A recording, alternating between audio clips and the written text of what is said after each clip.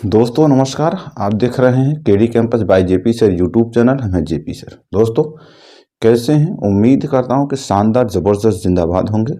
जहां कहीं पर होंगे स्वस्थ मस्त और ज़बरदस्त होंगे। आपके पढ़ाई का काम बेहतर तरीके से चल रहा होगा और किसी भी समस्याओं का सामना नहीं करना पड़ रहा होगा।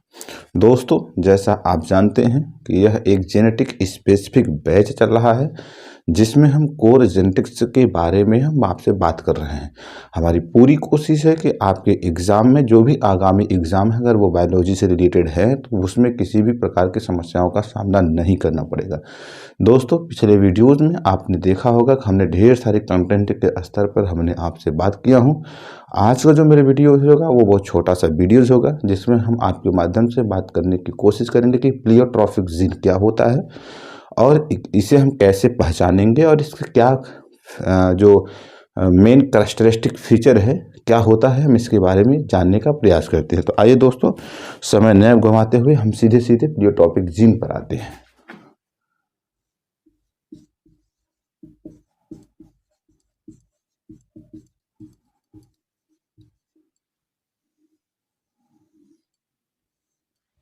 दोस्तों जब इसके पिछली वीडियोस में आप जाएंगे तो वहाँ आप dominance epistasis, recessive epistasis, complementary gene ये सब इत्यादि इत्यादि देखने को मिलेगा। लेकिन आज के दोस्तों इस वीडियोस में हम केवल आपसे प्लियोट्रॉपिक जीन के बारे में आपसे बात करने की पूरी तरीके से कोशिश कर रहा हूँ। देखिए दोस्तों अगर हम प्लियोट्रॉपिक की जीन की बात करें तो ये जो प्लियोट्रॉपिक जीन है अगर हम सपोज करते हैं कि मान लेते हैं हमारे पास एक जीन है, ये हमारे पास यह एक क्रोमोसोम है।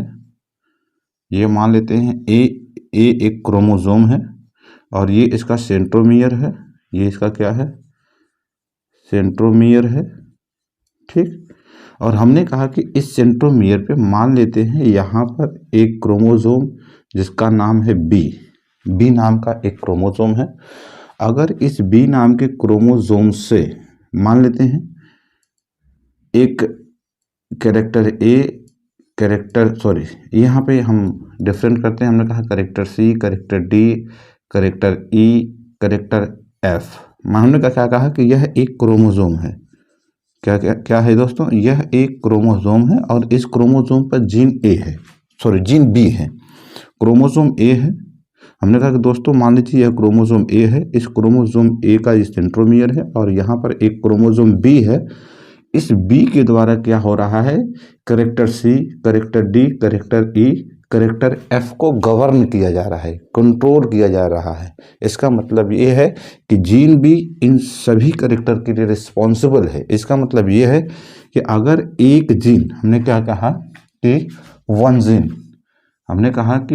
Gene more than one character के लिए रिस्पॉन्सिबल हो, मोर देन वन कैरेक्टर के लिए क्या हो? रिस्पॉन्सिबल हो, तो उसे हम क्या कहेंगे? प्लियोट्रॉपिक जीन कहेंगे। आप इसे किस तरीके से डिफाइन करेंगे कि when a single gene govern more than one phenotypic character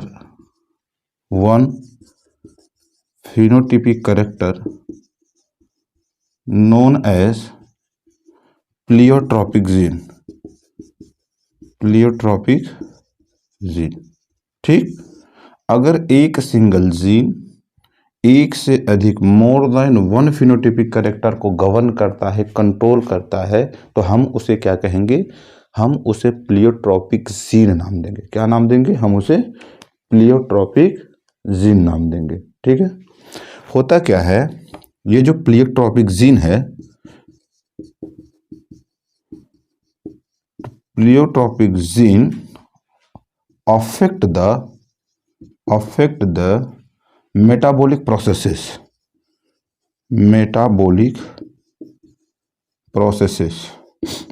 ये जो प्लियोट्रॉपिक जीन होता है, यह प्लियोट्रॉपिक जीन जिस भी केस में देखा जाएगा, जिस भी ऑर्गेनिज्म में पाया जाएगा, उस ऑर्गेनिज्म के केस में जो उसका मेटाबॉलिक प्रोसेसेस है क्या होगा? वो डिस्टर्ब होगा, इफेक्ट होगा।